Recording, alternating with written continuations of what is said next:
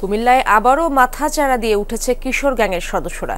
নিজেদের শক্তিমত্তা জানান দিতে মহড়া দিচ্ছে নগরীর অলিগলিতে। জামিন পাওয়া হত্যা মামলার আসামিরা ঘুরে বেড়াচ্ছে প্রকাশ্যে, জড়াচ্ছে হামলা সংঘর্ষে। এতে আতঙ্কে নগরবাসী। নিষিদ্ধ ঘোষিত সংগঠন ছাত্রলীগের মদদে আইনশৃঙ্খলা পরিস্থিতির অবনতির চেষ্টা চলছে, অভিযোগ বৈষম্য বিরোধী ছাত্র আন্দোলনের। বেশ কিছুদিন গা ঢাকা দিয়ে থাকার পর গত কয়েকদিন ধরে কুমিল্লা নগরীতে শোডাউন শুরু করেছে বিভিন্ন কিশোর গ্যাংয়ের সদস্যরা। হঠাৎ মাথাচাড়া দিয়ে উঠেছে একাধিক হত্যা মামলার আসামিরা। রতন গ্রুপ, নয়ন বন্ড ও ইগল গ্রুপের দৌরাত্ম্যে আতঙ্কে নগরবাসী।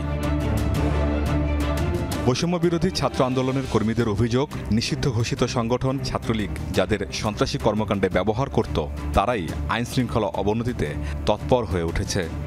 এই ছাত্রলীগ যাদেরকে ব্যবহার করত তাদেরকেই বিভিন্নভাবে দেশের শান্তি শৃঙ্খলা বিনষ্ট করার কাজে ব্যবহার করতেছে। এরা মূলত আসলে কিশোর গ্যাং না, আমরা কিশোর গ্যাং বলে বলে এদেরকে আসলে বাঁচিয়ে দিচ্ছি।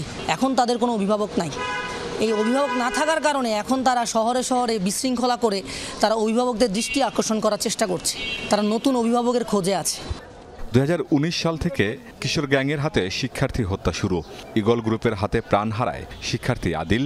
2022 সালে রতন গ্রুপের হাতে নিহত হন শাহাদাত। প্রতি বছর এই তালিকা দীর্ঘ হচ্ছে। সবশেষ গত 4 ডিসেম্বর নয়ন বন্ড গ্রুপের হাতে খুন হন সজীব হোসেন বাবু। এসব ঘটনায় অভিযুক্তরা দাপিয়ে বেড়াচ্ছে নগরী। এদের মধ্যে বখাটে পাবেন, আর আমাদের এখানে যেহেতু মাদক প্রবণ এলাকা, মাদকাসক্ত পাবেন, এবং এরা কিন্তু রাজনৈতিক হাতিয়ার হিসেবে ব্যবহার হয়, এবং রাজনৈতিক হাতিয়ার হিসেবে ব্যবহার হতে যে এদের মধ্যে দ্বন্দ্ব তৈরি হয় এলাকা। আইন আসলে এদেরকে বয়সের কম দেখানোর কারণে কিন্তু এরা পার পেয়ে যায়। আমার মতে এই বয়সের দিকটা বিবেচনা না করে এদেরকে কিভাবে সংশোধন করা যায়, এদেরকে কিভাবে আইনের আওতায় আনা যায়, এদের রাষ্ট্রের যে প্রশাসন কাঠামো আছে এদেরকে ভাবতে হবে। প্রতিটি খুনের ঘটনায় মামলার পর আসামি গ্রেফতার হলেও জামিনে বের হয়ে গেছে সবাই। পুলিশ বলছে অপরাধ দমনে কাজ করছে তারা।